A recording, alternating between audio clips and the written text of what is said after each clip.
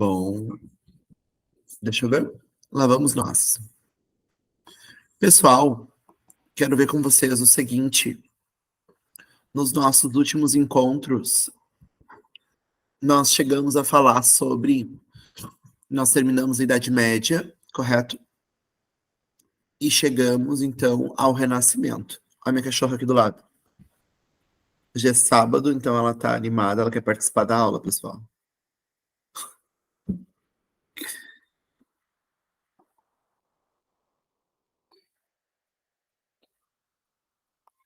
Vou apresentar para vocês aqui a tela. Só preciso que vocês confirmem para mim. Quem é que estava na última aula de arte? Vamos lá. Falei sobre arte. Ó, o Eric, sim, isso aí. Falamos sobre arte.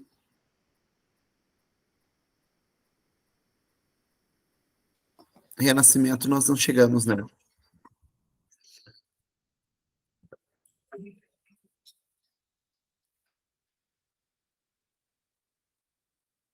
Deixa eu ver se alguém pediu para entrar.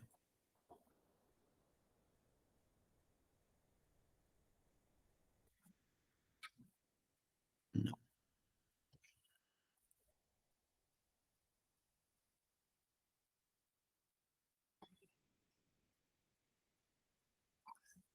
Prontinho.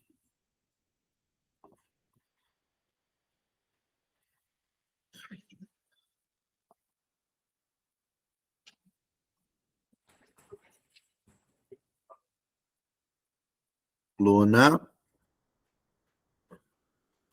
O nome da minha cachorrinha é Luna, tá, pessoal? Então, qualquer coisa eu vou.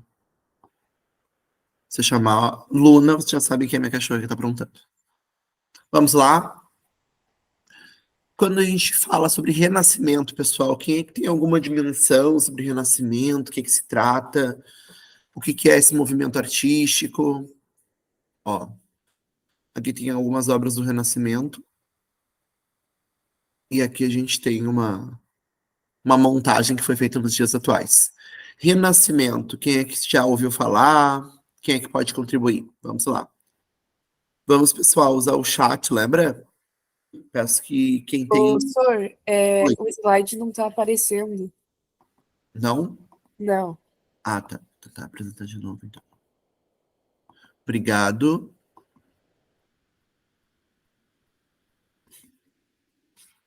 E agora? Agora tá. Então tá, perfeito. Ahn, quem é que já viu na escola? Quem é que já viu na Ô, aula de Sor, saiu história? de novo. Oi, Saiu de saiu de novo. novo? Sim. Então alguma coisa estou fazendo errado na hora de apresentar. Peraí. Acho que só deu tempo de tu comentar por cima. Uma guia. Deixa eu ver se é isso que tá permitido. Bom dia, bom dia.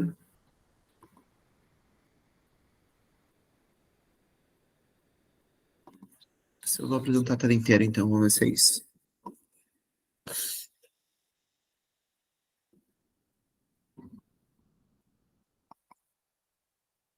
E agora? Tá apresentando? Sim, tá apresentando agora. Obrigado. Vamos lá.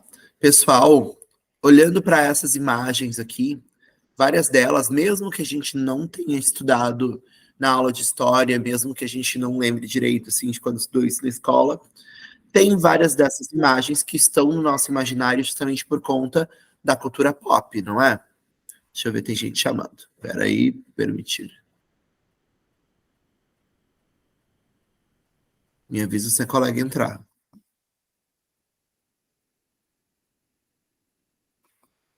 Deixa eu ver. Yasmin, você está aí, Yasmin?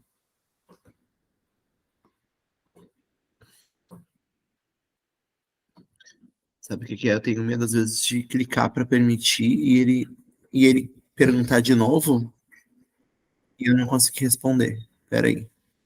Tá, Yasmin entrou. João entrou.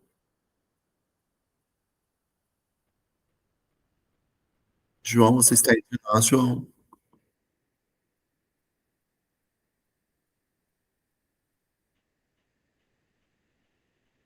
Wesley entrou. João também. Tá. Olá para quem está chegando agora, pessoal.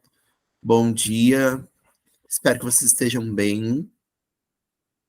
Nós estamos retornando para a parte de História da Arte sobre o Renascimento. Nós vamos trabalhar um pouco com o Renascimento, nós vamos trabalhar um pouco com o mesmo período, o que estava acontecendo mais ou menos no Brasil e o que estava acontecendo na Europa, tá? Quando a gente lê a palavra renascimento, pessoal, o que será que significa renascimento? Por que será que esse nome foi escolhido para retratar esse momento da história da arte? Não só da história da arte, mas da história geral. E aí, quem é que pode responder no chat? Quem é que pode comentar? Renascimento. Renascimento do quê? Já pararam para pensar sobre isso? E essas imagens que aparecem aqui, vocês já devem ter visto elas em algum lugar. Vamos lá. Cadê os tagarelas como eu? Olá, tudo bem? Bom dia, bom dia. Ó, Senhor Mundo Curioso. É um momento da história que aconteceu no século XVIII na Europa em que foi renascida a cultura greco-romana. Muito bem. É claro, ela não aconteceu em um século apenas, né? Tem todo um movimento que demora um tempo. E a gente tem, por exemplo, quando vai falar da divisão histórica, tem lá eles fazem uma contagem de 100 anos ali, 300, 400, 500, e eles falam em italiano, tem uma divisão quando tu vai estudar sobre isso, justamente para ver o nível de... Gente, tá possuída minha cachorra. Luna! Vai brincar no pátio, Luna? Jesus amado. Tem uma divisão justamente para a gente entender que teve um processo de construção do que seria o renascimento da arte e ao longo de séculos.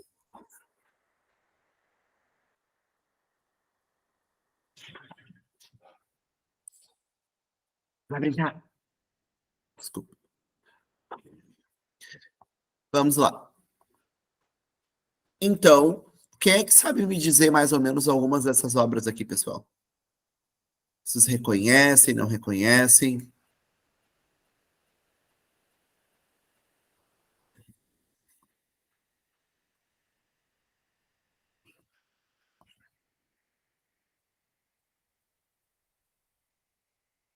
Deixa eu ver o chat aqui.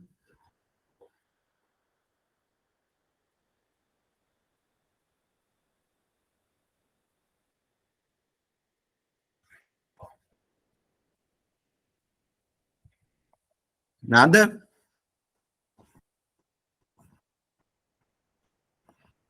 Ah, ok, vamos lá.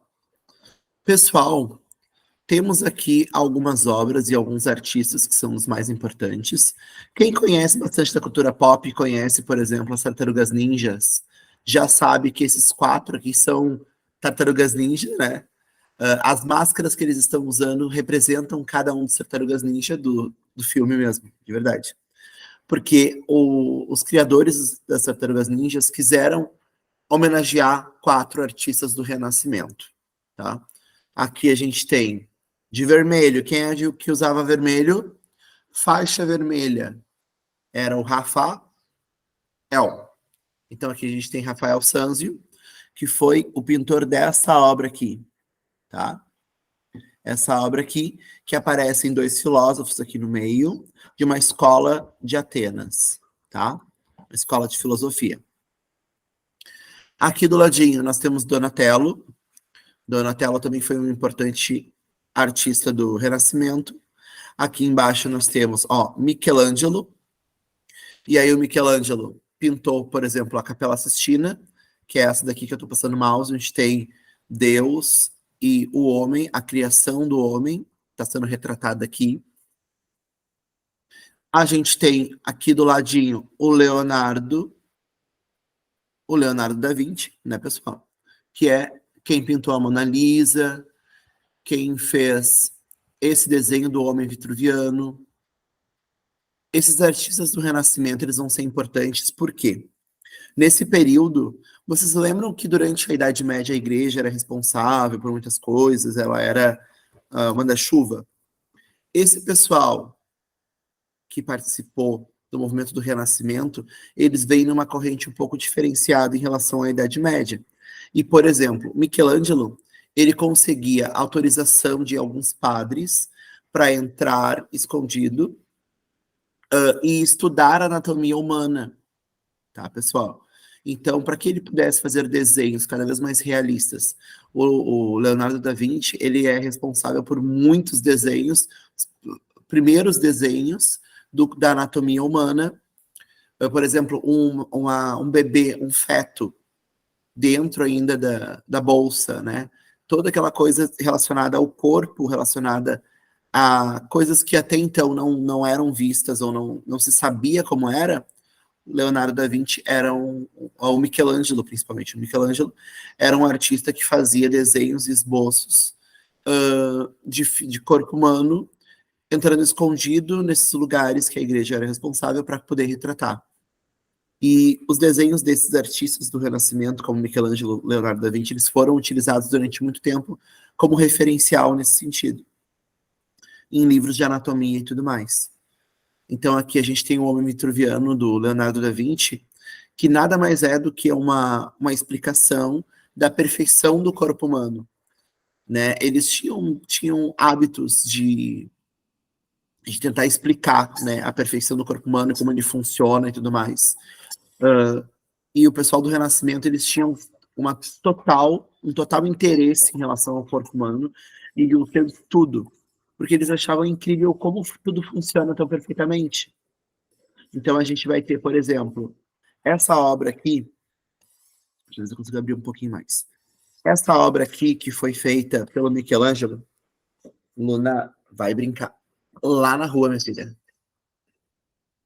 Essa obra aqui do Michelangelo, ela retrata Maria segurando o filho, né, Jesus Cristo, já falecido. O Michelangelo, quando esculpe essa obra, ele tem 20 anos, 22, e ele não é, ele é desacreditado na época. Ele começa a superar o artista que ele estudava, com quem ele estudava, e as pessoas não acreditavam que era Michelangelo que estava esculpindo aquela obra, como assim, um rapaz tão jovem e tudo mais.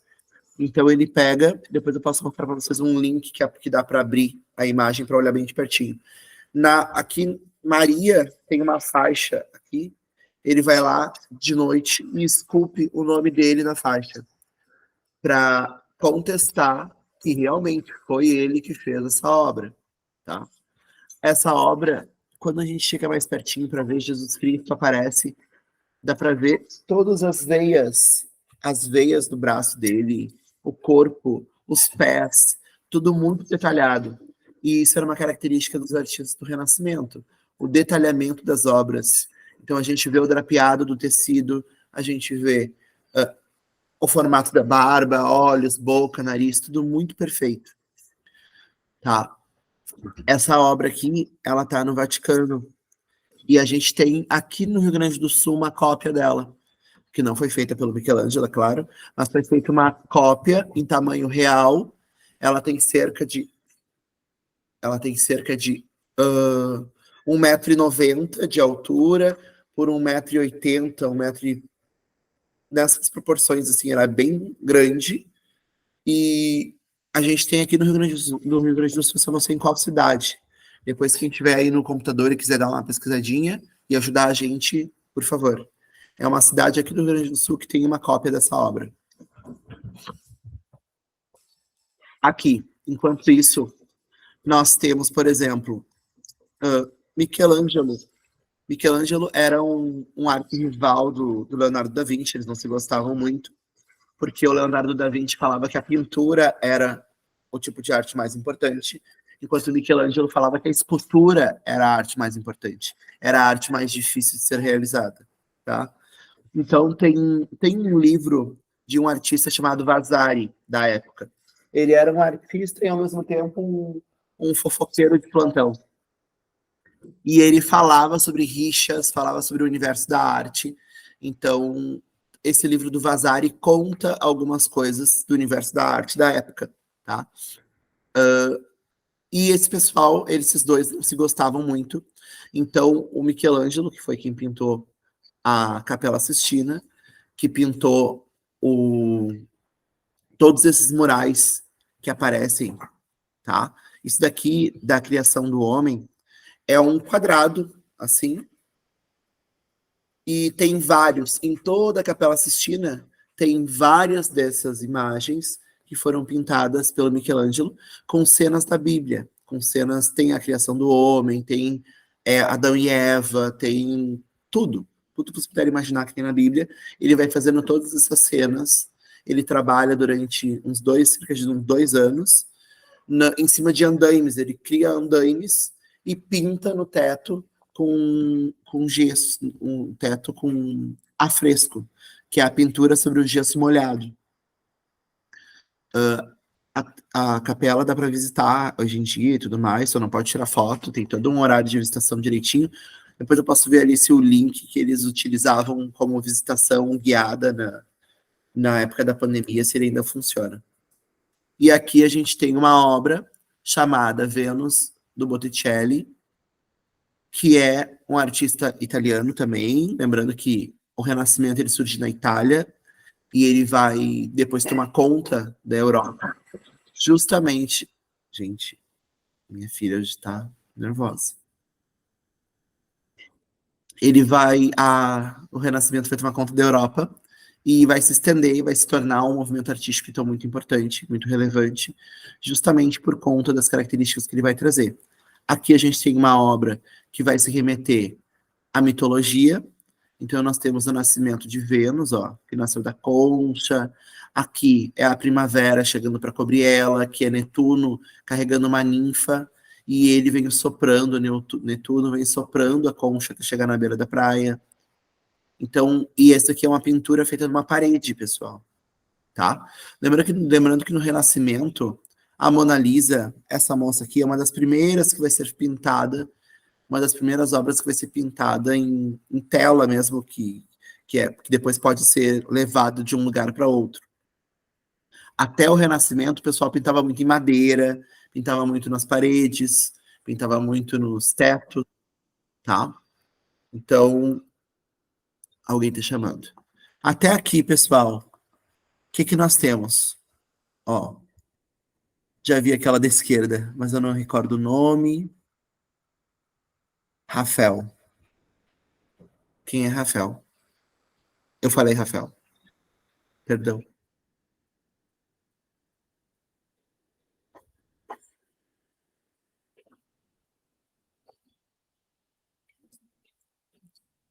Está em Canela.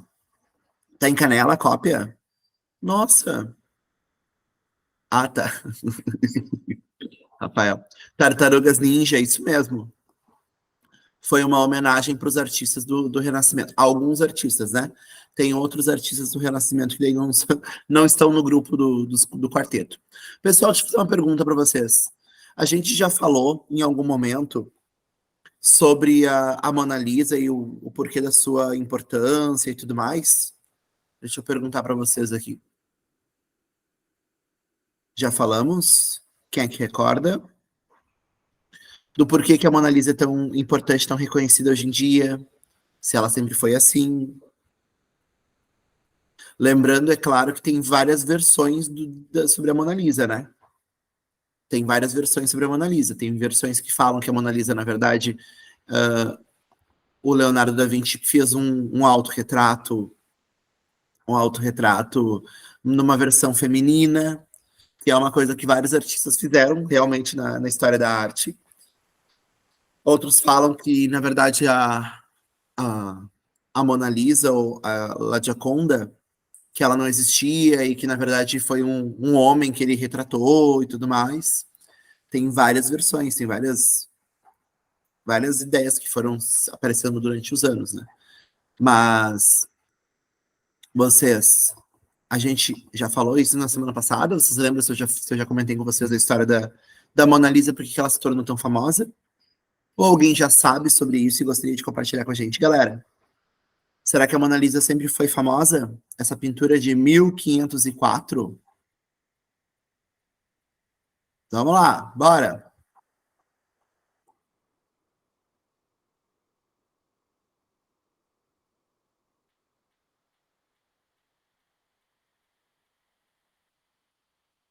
Das pessoas que estão aqui, vamos lá. Gisele, você está aí, Gisele?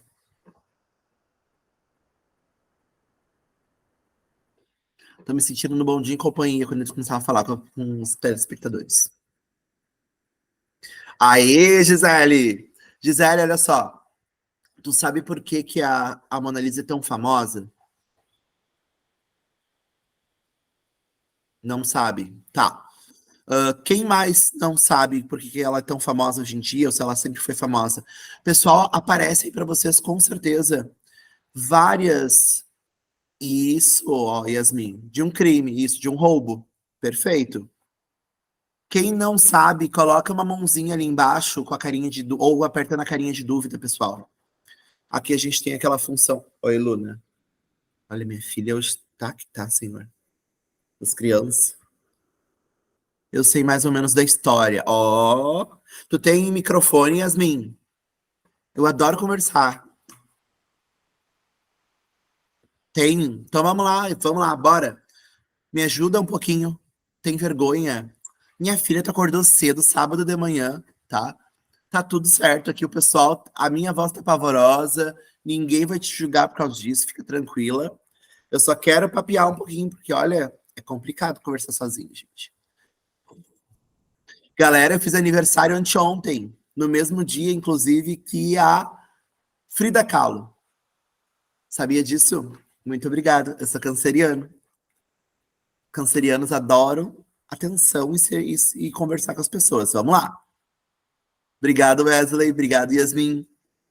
Ó, a Mona Lisa, galera, ela não era famosa do jeito que ela é hoje em dia. Hoje em dia, ela fica num lugar privilegiado. Obrigado, Vanessa.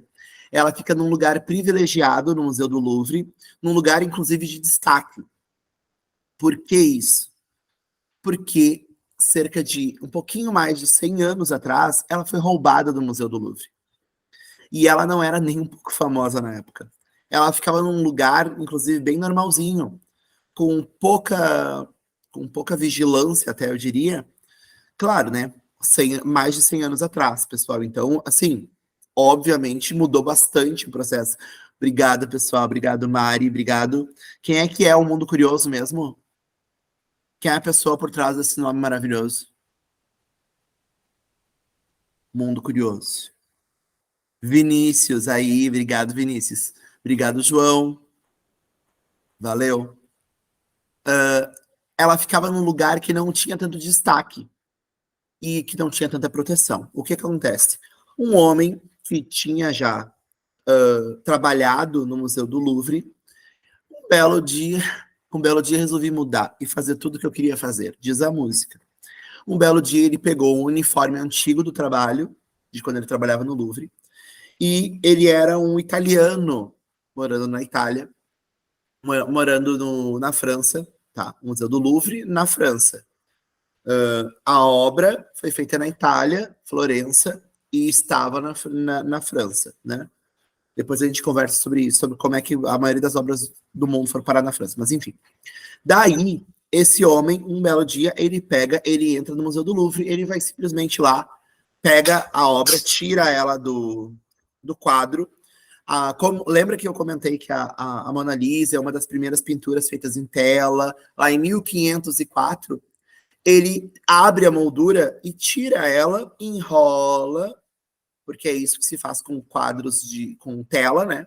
Tu consegue liberar ela da estrutura de madeira, ou tu corta, ou tu tira os grampos e tal, liberou, enrolou, guardou. E ele foi embora. A Mona Lisa ficou sumida, foi roubada e ficou sumida durante 2 anos, pessoal. E nessa época, essa obra, claro, é uma obra do Leonardo da Vinci, tem todo um renome, assim, porque é o Leozinho, né? Só que ela não era famosa do jeito que ela é. Só que o que acontece? Marketing. As pessoas começam a procurar, a colocar a mídia procurando a Mona Lisa. Então, um museu, né? Procurando a Mona Lisa, porque ela é uma obra do Leonardo da Vinci. Claro, não custa pouco. Começa a procurar. Todo mundo, a polícia, todo mundo começa a procurar essa obra. Até que 2 anos depois, o cara é encontrada a obra. Ele justifica o roubo como uma reparação, na verdade, em relação à Itália, porque essa obra era italiana, como é que ela estava no Museu do Louvre e tudo mais. Então quando a Mona Lisa volta, ela volta daí para um lugar de destaque, protegida, com toda uma estrutura em relação à obra. É claro que tem características nessa obra que são importantes, como por exemplo, deixa eu apresentar aqui, a técnica que ela é utilizada, a técnica do esfumato, que é essa sensação que ela traz, ó, de profundidade.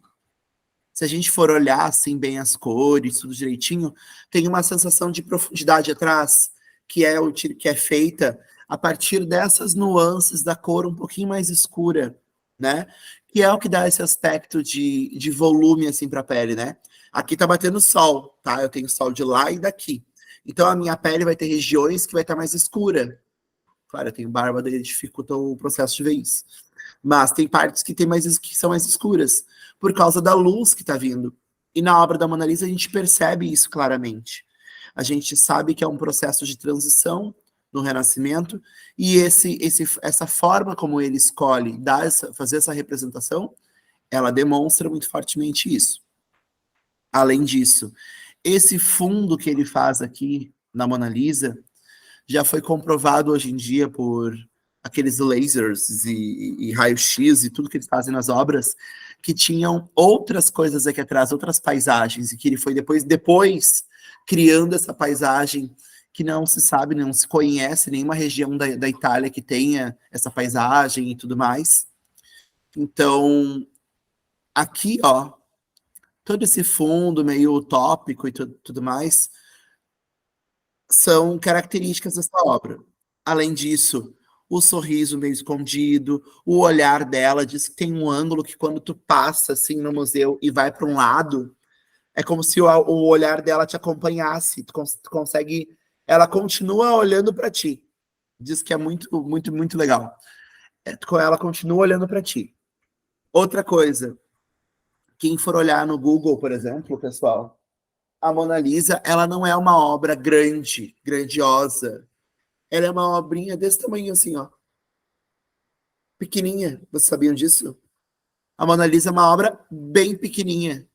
Tanto que quando as pessoas vão no Museu do Louvre para olhar essa obra, que elas ficam atrás de uma barreira, assim, e tal, com um pouco de distância, tu consegue ver claramente que é uma obra pequena, e aí tem aquela imensidão de gente assim na volta para poder tirar foto com a Mona Lisa. Ela é uma obra pequena, ela é uma obra de pintura em tela, e que foi cortada várias vezes, inclusive, tá? Dizem que aqui atrás tinha bem mais coisas, e ela foi sendo cortada. E é isso. E aí, a princípio, ela era uma mulher, uma esposa de um cara com grana que pagou o Leonardo da Vinci para pintar ela. E o Leozinho nunca entregou essa obra para dona. Ela parece grande. Sim, tu acredita que... Ó, tem mais alguém pedindo para entrar, peraí. Tu acredita que isso... A gente tem isso com muitas obras, né? Muitas obras a gente olha no livro, a gente olha em vários lugares e acha que é grande. E quando a gente vai ver ao vivo, não é tão grande, é pequena muitas vezes. Porque justamente a gente está falando de uma pintura, está falando de uma escultura. Então, uma coisa legal para a gente fazer também em relação a, pensando agora em Enem e outras coisas, sempre que tem uma obra de arte, procura as informações dela. As informações da obra, o período histórico, a data que ela foi feita, o que mais? O local, de onde era o artista. Tudo isso vai influenciar para aquela obra para a gente conseguir entender ela bem, tá? Por exemplo, a Mona Lisa, ela foi finalizada em 1504. Em 1504, lá na Itália, Ele já tinha um desenvolvimento gigantesco em relação a museus, em relação a galerias, em relação à estrutura de muitas coisas. Como é que era aqui no Brasil nessa época?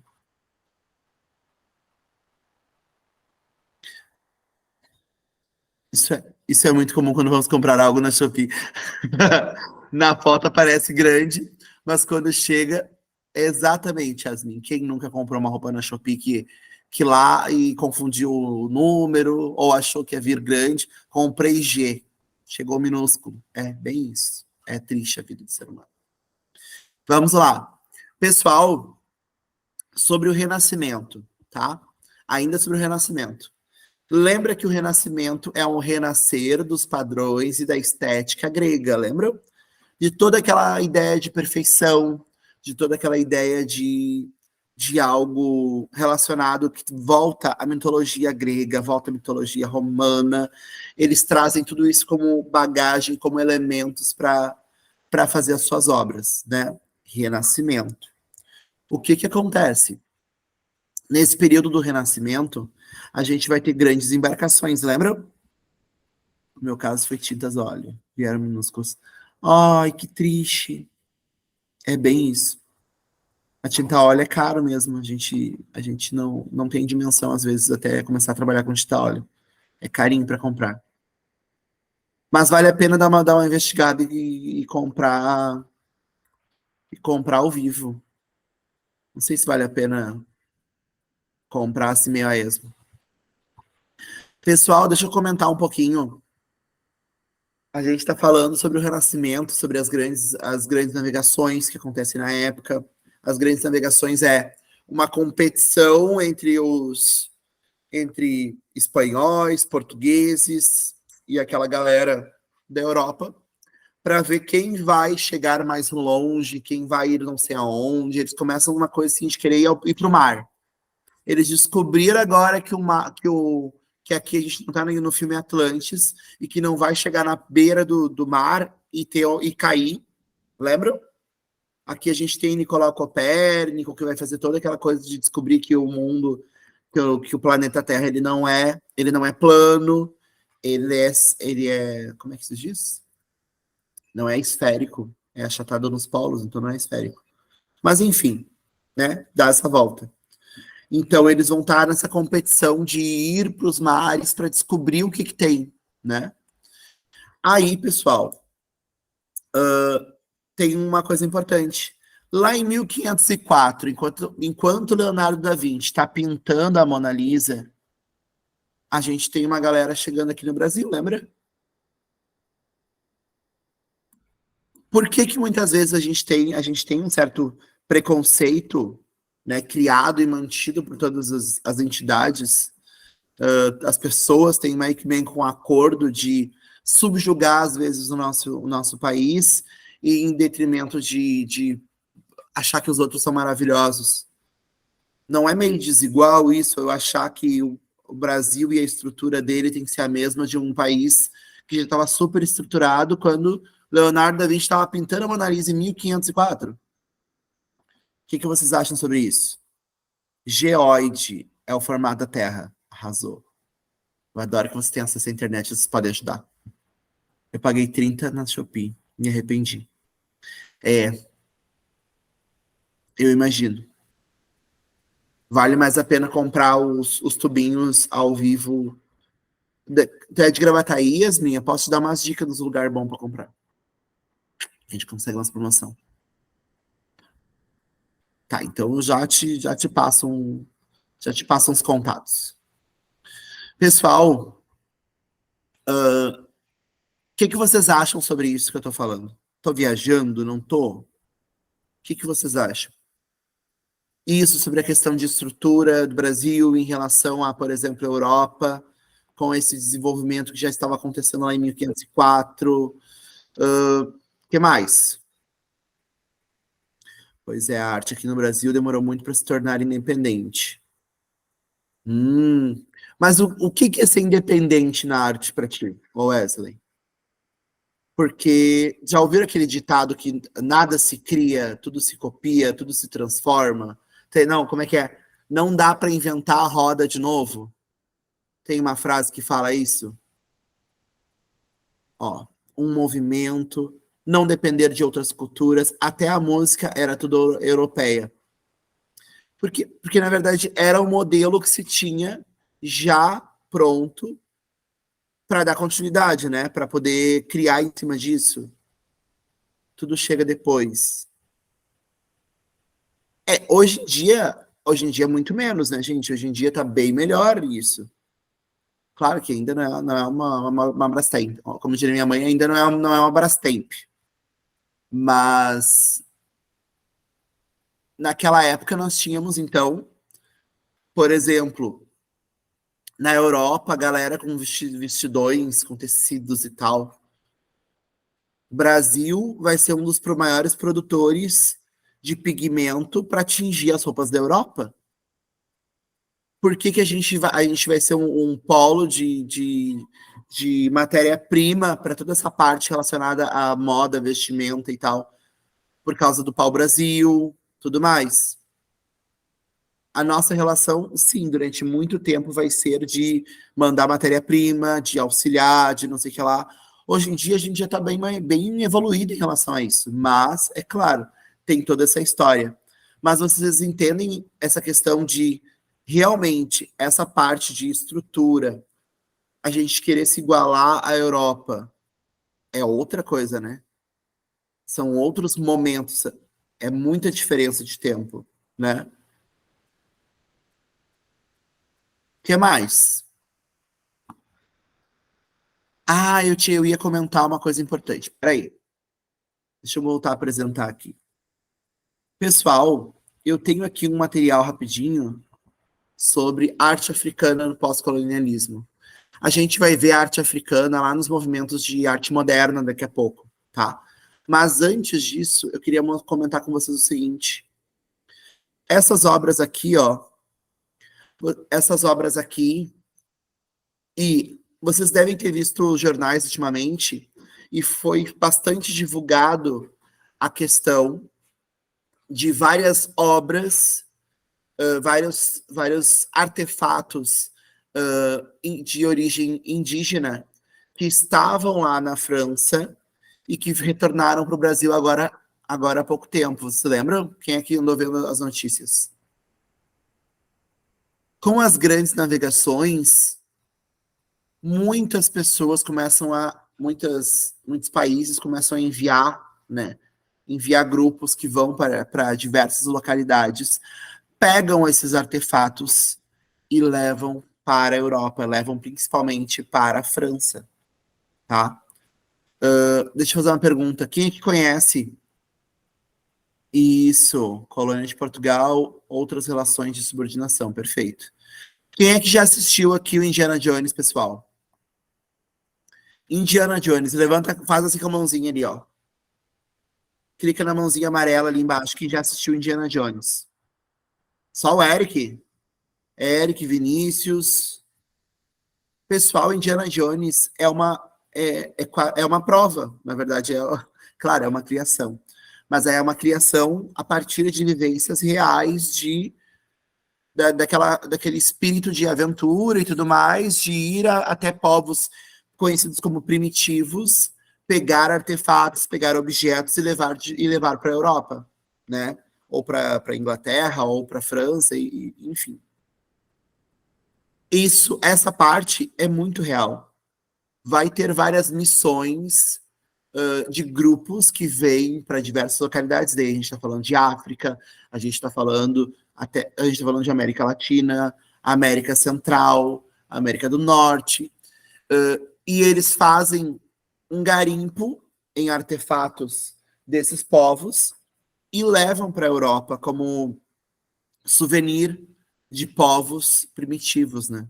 Tanto que hoje em dia não se costuma mais chamar de povos primitivos, porque se compreende que a gente tem aqui nas Américas, a gente tem várias civilizações que tinham estruturas super bem desenvolvidas para várias coisas, como o plantio e tal, e só que foram subjugadas por países europeus, porque não era do jeito que eles eram acostumados, né? Então, a gente vai ter vários artefatos que vão ser levados para a Europa, e agora, atualmente, são muito... Nossa, Egito teve muitas brigas, sempre tem brigas judiciais, inclusive, com a França, para conseguir artefatos de volta. Porque, para esses povos, né, e aí a gente inclui vários povos indígenas brasileiros das Américas, para esses povos, aquele artefato que para um francês é só, nossa, que legal, uma cultura deles, né? Para vários dos povos que esses artefatos foram retirados, esses artefatos eram artefatos religiosos, eram artefatos ligados à religião local, e foram levados assim, sem mais nem menos. Tipo assim, ó, ai, que bonitinho, vou levar. É a mesma coisa que você convidar, é a mesma coisa que você estar em casa, passar alguém muito louco, entrar no pátio de vocês, pegar, olhar assim para alguma coisa de vocês, dizer assim, que bonitinho, que interessante. Vou levar para minha casa. E levar. Porque França, né, o berço da cara de pau, né, gente? O berço do nós somos maravilhosos. Vamos pegar coisinhas da casa dos outros e levar para nossa? É tipo isso. É, Yasmin, é muito louco, né? Eu, por exemplo, cresci amando Indiana Jones por causa das aventuras que ele ia, mas aí tu vai olhar, tu vai pensar nos filmes. Imagina, ó, ele entrando naquela caverna para pegar a caveira de cristal, lembra? Ele destrói todos os artefatos que tinham naquele lugar. Ele bate, briga com as pessoas que estão lá protegendo o artefato religioso delas. É uma loucura. E ainda rouba a peça e vai embora, achando que ele é o mocinho da história. Ele é o bonzinho. Ainda tem um chicote para brigar com as pessoas, é verdade. Antigo. Tá me chamando de velho, eu fiz 28 anos. Falador. Nunca vi o filme. Nossa, Yasmin. Me senti velho mesmo. Mas devem ter filmes atuais que também falam sobre isso. Sei. Na Marvel. No filme dos Wakanda Forever. Não, antes, o primeiro. O primeiro Wakanda. Como é que foi? O primeiro filme do Pantera Negra. Mas a maioria tem 18. O primeiro filme do Pantera Negra tem uma das cenas que o personagem que é o antagonista da história, ele entra num museu, lembra? E aí ele questiona a mulher sobre aquele artefato, tá? Acho que é a curadora da exposição. Lembram disso, pessoal? Quem assistiu aí Pantera Negra, manda uma mensagenzinha para saber que vocês estão se ligando do que eu tô falando. E aí ele questiona a mulher sobre aquele artefato. É uma peça claramente um artefato que é de uma população indígena. E ele questiona do artefato, daí ela diz alguma coisa, aí ele vai lá e contesta e ele diz qual é a verdadeira história daquele artefato. Claro, depois ele chega o resto do grupo, eles matam bastante pessoas e roubam os artefatos e vão embora. Essa parte é pesada, mas tudo bem. Mas tem esse momento, né, de questionamento em relação àquela produção artística não ser daquele povo e eles estarem com ela. Depois a África vai ser utilizada muito como referência na Europa para a arte, mas é daqui a algumas aulas que a gente vai ver isso, tá? Acredito que no Renascimento principal a gente já trabalhou, já deu uma olhada, tá? Eu só quero fazer um contraponto com vocês rapidamente para a arte barroca. Vocês já devem ter ouvido falar da arte barroca em algum momento. Por quê? Ó, aqui nós temos Renascimento, né?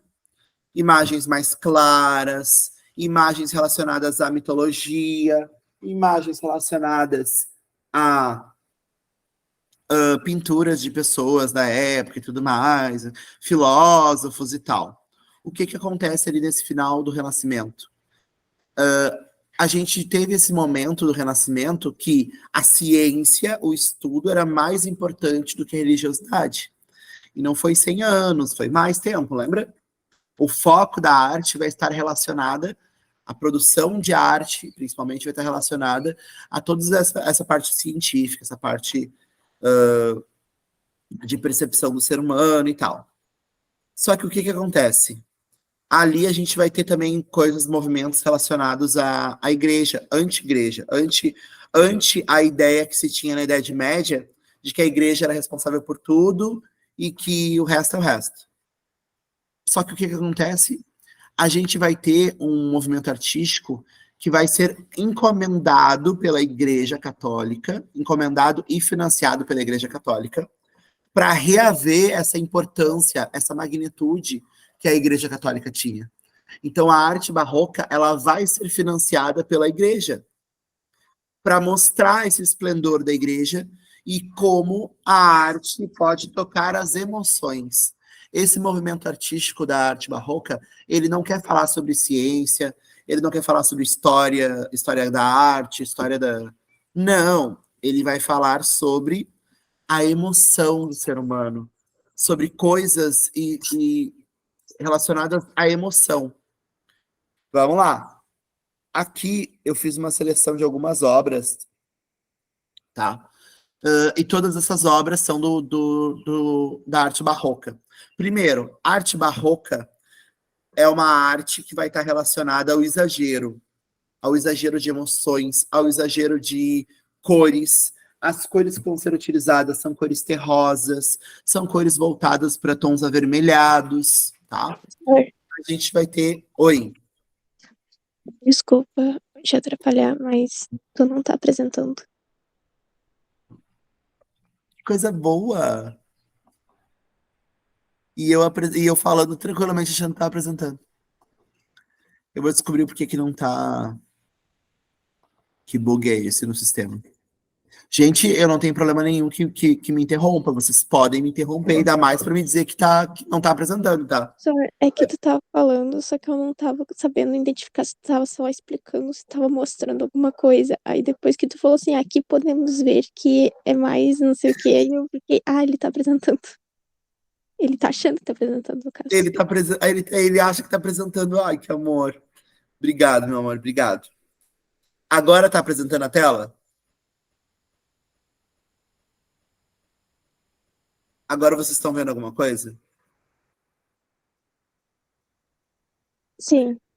Então tá. Pessoal, quando qualquer professor, tá apresentando a tela, a gente não enxerga vocês. Vocês sabem disso, né? Não aparece pra gente. Quando começa a apresentar a tela, pra gente fica só a apresentação e a gente não enxerga o chat, a gente não enxerga vocês. Só pra vocês saberem. Então, se vocês ficarem mandando no chat ou fazendo algum sinal pro professor, ele não vai ver. Tem que ser com o microfone, tá? Por favor. Sempre que algum professor estiver apresentando e achar que tá apresentando como eu, liga o chat e fala que não tá apresentando, porque a gente não enxerga vocês, tá? Brigadão. Vamos lá, então, de novo. Emoções, cores terrosas, tons avermelhados, muito dourado. O dourado vai ser muito utilizado pela Igreja Católica, porque ele vai mostrar o quanto a Igreja Católica é rica, é poderosa. Vai ser um elemento que vai ser utilizado como forma de demonstrar todo esse poder, tá? Vamos lá. Aqui, a gente tem um escultor famosíssimo na arte barroca, chamado Bernini. Bernini, ele vai ser responsável pelas esculturas mais famosas, tá? Esculturas, essa daqui, por exemplo, é o Êxtase de Santa Teresa.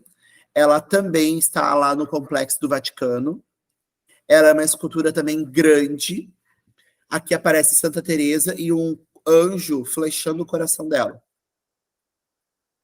Se a gente for ver aqui, ó, as vestes dela, a roupa dela, toda em camadas, assim, drapeados. Esse daqui é o nível de alcance da arte barroca. As esculturas vão ter muito movimento, tudo tem movimento. Na obra de arte, na pintura, na escultura, tudo tem movimento. É como se tivesse feito uma fotografia de um momento. Enquanto lá no Renascimento tem uma pose, tem alguma coisa do tipo, aqui no Barroco vai estar tudo em movimento. E as linhas que vão ser utilizadas no Barroco são linhas horizontais, não, linhas diagonais, tá? Diagonais, ó. Grande, pequeno, ó. Aqui, ó, o êxtase de Santa Teresa, ó. A flecha vai vir no coração da santa, ó. A santa tá mais para baixo, o anjo tá mais para cima. Do lado de cá, essa luz. Vocês estão vendo que tem uma janelinha aqui, ó? Essa luz está vindo da janela? O que vocês acham?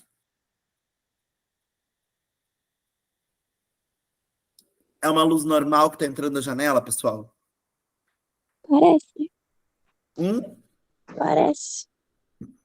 Não parece, né? Se ela estivesse entrando por essa janela, ela estava vindo nessa direção.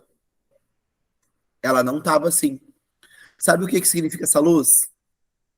Eles vão sempre dar um jeito de tornar aquilo uma sensação memorável, algo. Essa luz na diagonal que conduz o nosso olhar para essa cena da mesa é como se fosse uma luz teatral, tá? É como se é Deus que está olhando para aquela cena e iluminando, sabe? Eles têm todo um jeito artístico de mostrar aquela cena. Aqui, ó, é um jogo de cartas que eles estão jogando. E esse aqui tá roubando, ó. E a cena mostra pra cá, ó, pra ele. Pra esses dois aqui que estão jogando, ó. Aqui. Sabe o que foi essa cena aqui, pessoal? Esse aqui foi um artista chamado Diego Velázquez, que era um artista espanhol. Aqui aparece o Diego Velázquez, ó, o pintor. Sabe qual foi a encomenda? O que esse pintor aqui estava pintando? Esse quadro aqui é grandão. É bem grandão. Só para vocês saberem. Esse quadro aqui é bem grandão. Deve ter 1 metro. Deve ter uns 2 metros quase. É bem grande. O Diego Velázquez, ele tá pintando o rei e a rainha.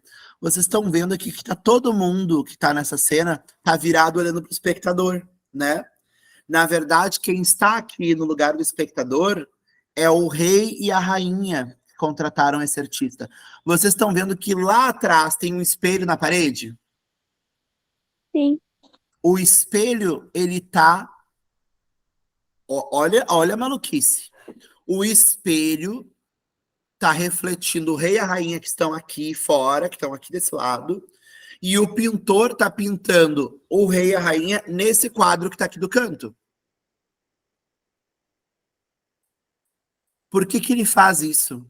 Ele faz esse jogo quebrando a quarta parede, que é quando a obra sai somente da obra e interage com o público, com quem está de fora.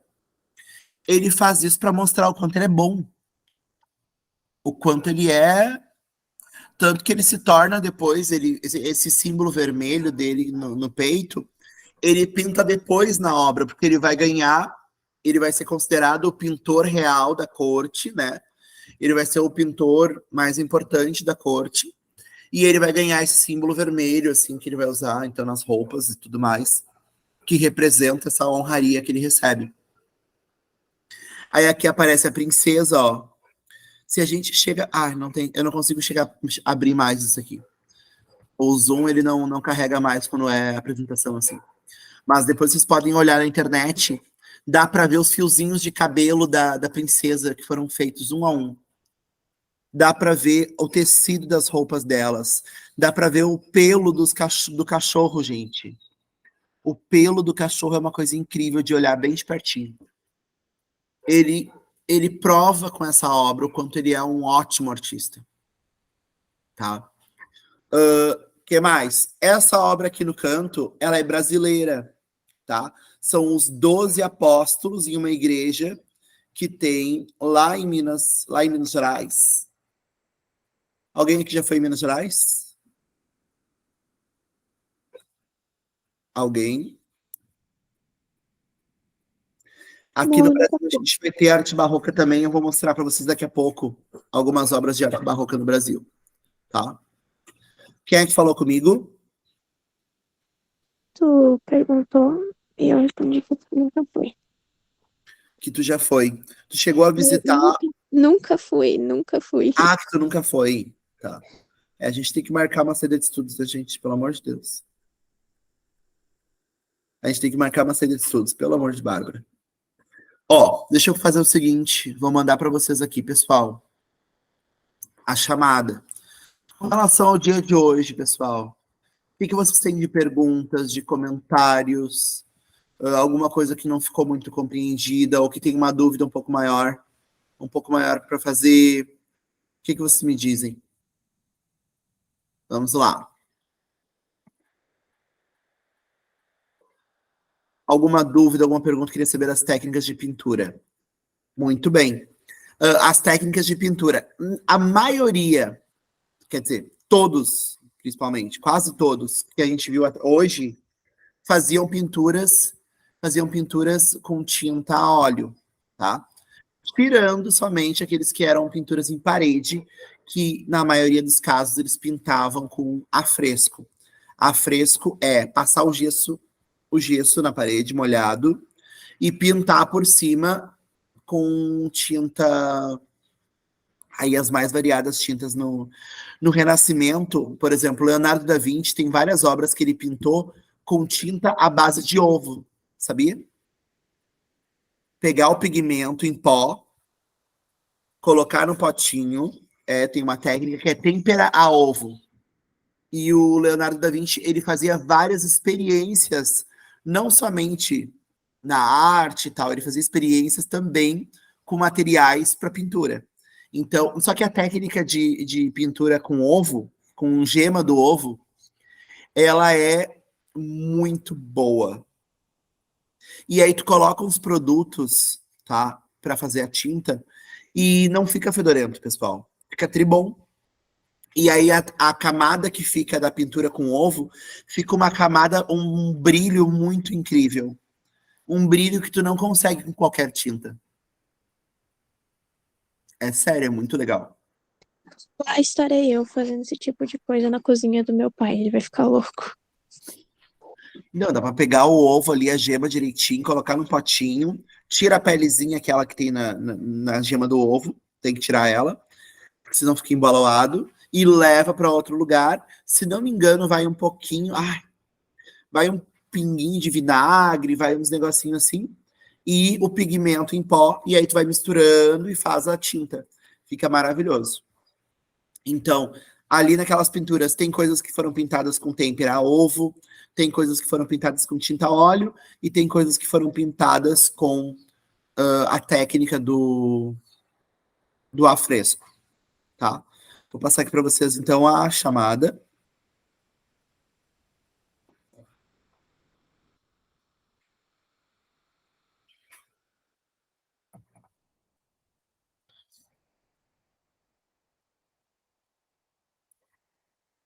Pessoas, eu acho que o próximo professor já deve estar entrando.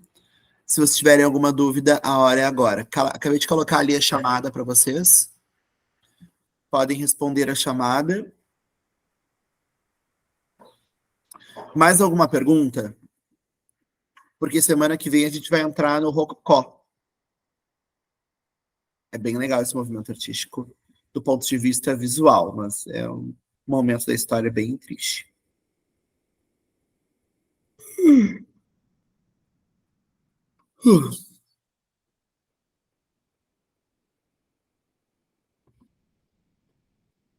Deixa eu ver. Nenhuma dúvida. Entendi nenhuma dívida.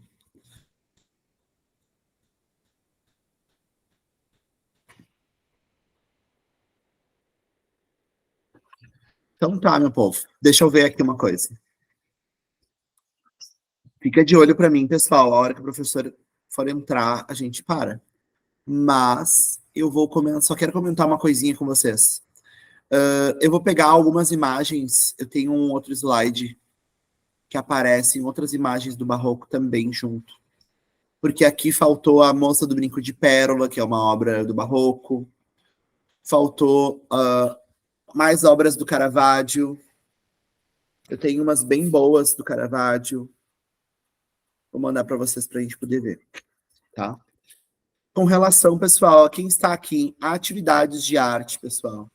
Eu tenho uma galerinha que não mandou algumas atividades de arte, seriam legais para a gente ir experimentando e ir aprendendo um pouco mais, colocando em prática algumas coisas. Esse grupo que está aqui já fez, já? Só achei incrível como que fizeram aqui.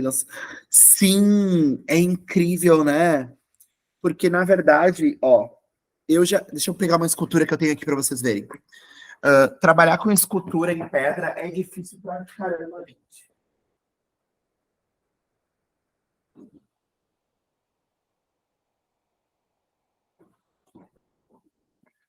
Vou mostrar uma obra pavorosa que eu fiz quando eu tinha na faculdade, deixa eu pensar. Eu tinha 18 anos. É muito difícil esculpir em pedra, dependendo da pedra, então nem se fala. Eu fiz essa obra assim, ó. Em algumas partes eu fiz alguns símbolos, ó, aqui um símbolo grego. Olha só. Aqui atrás. Eu fiz uma pessoa morta, ó. Eu fiz um cadáver. Gente, é pavoroso essa pedra. Eu não mostro pra ninguém porque é horrível. Eu não sabia, literalmente não sabia o que fazer. Qual é a minha formação? Eu fiz magistério. Eu entrei no magistério com 14 anos. A louca. Fiz magistério, depois eu fiz faculdade de artes visuais. Eu sou formada em artes visuais. Fiz pós-graduação em teatro. E agora eu tô fazendo uma pós-graduação em arte-terapia. E aí depois eu vou fazer mestrado se Deus quiser, no final do ano eu entro no mestrado para artes visuais de novo. Uhum. Pelo menos eu teve coragem de fazer algo. Não foi coragem, eu fui obrigado, na verdade. Porque a gente tinha que fazer alguma escultura em pedra. E, cara, essa pedrinha aqui, ó, 50 pila, gente. Essa pedrinha. E aí foi pavoroso. Foi horrível, na verdade. Porque eu quebrei a pedra, eu lascava os negócios R$ 50. Eu quebrava a pedra, daí eu não conseguia fazer nada porque eu não era muito delicado. Hoje em dia eu acho que sou mais. Mas é bem difícil, então, tipo, quebrava bastante. Não, mas, ó, faz escultura daqui a pouco com outros materiais, vai experimentando. Mas começa, ó, essa pedra aqui se chama pedra-sabão, tá? É a mesma pedra daquelas esculturas da arte barroca que a gente vai ver aqui no Brasil. Faz escultura com argila, faz escultura com outros materiais por enquanto, para quando chegar na pedra tu já tá craque, entendeu? É que acho que foi uma das primeiras cadeiras que eu fiz na faculdade. Então eu realmente não sabia o que esculpir, como fazer, o que fazer, o referencial. Realmente foi muito difícil escolher o que faria com a pedra. Mas depois fui me encontrando em outras. Olá. Tu és o prof que vai continuar com essa galera? Tá desligado o teu áudio, pro. Opa, tudo bom? Eu tava tentando entrar no outro computador, eu demorei um pouquinho para entrar até, mas tô tendo um problema aqui. E daí É da vida do ser humano, fica tranquilo, acontece. vou atrasar tudo. Tá tudo certo. Tá, eu só vou ver aqui porque eu acho que eu desligo a minha gravação para daí gravar a tua ou deixo gravando? Sabe? Assim, eu não vou conseguir entrar com a conta do Thiago, porque eu tô com um problema aqui. Não tá entrando o que eu preciso. Tá, eu acho então eu deixo gravando e aí continua gravando, porque acho que mesmo eu saindo vai continuar gravando. Pode ser. Uhum. Pode ser. Então tá. Pessoal, um abraço para todo mundo. Tudo de bom. Obrigado pelo carinho, pela participação. Foi um ótimo presente de aniversário. Vou mandar para vocês ali uma solicitação para que a gente possa fazer uma produção em arte de boa, tá? Nada demais, nada muito difícil. mas para a gente conseguir perceber essa arte barroca e esse renascimento nos dias atuais, como é que eles podem influenciar, tá? Um abração para todo mundo. Obrigado novamente. Tchau, tchau.